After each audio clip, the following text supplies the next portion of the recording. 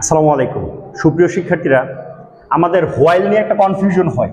While মানে কিন্তু যখন যখন নিয়ে কি কনফিউশন হয় আমরা জানি, হোয়াইলের পর ভার্বের সাথে আইএনজি হয়, আবার সাবজেক্ট আসলে সরাসরি আইএনজি হয় না, মাঝখানে ওয়াজ অথবা ওয়ার দিয়ে আইএনজি হয়। এখন প্রশ্ন, আমি কি আমার মতো করে আইএনজি দিব না সাবজেক্ট আইন না ওয়াজ অথবা ওয়ার দিয়ে আইএনজি দিব?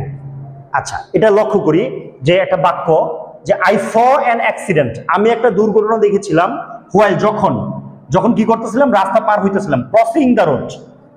তো এখন দুর্ঘটনা দেখছি আমি, রাস্তা পার হইতেছিলাম আমি।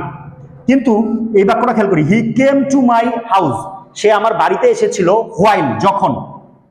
তারপরে শূন্যস্থান, পরের বাক্যে বলা আছে he did not wake me up, সে আমাকে জাগায় নাই।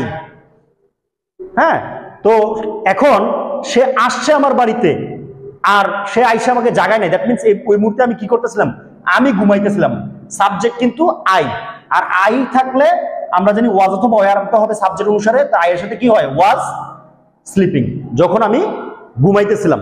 এখন যদি আমি বলতাম হোয়াইল স্লিপিং, তাহলে হোয়াইল যদি স্লিপিং বলতাম মানে কে ঘুমাইতেছে, সে না আমি, এটা তখন এটা নির্দিষ্ট হইতো না। তখন হয়তো এরকম অর্থ আসতো সে আমার বাড়িতে আসছিল ঘুমাইতে ঘুমাইতে, এটা তো পসিবল না। তো এখন প্রশ্ন হলো, স্যার সাবজেক্ট যদি দিয়ে দেয় তাহলে আমরা কি করব? সাবজেক্ট দিয়ে দিলে তখন তো আমরা নিশ্চিতভাবে এই রুলসটাতেই করব।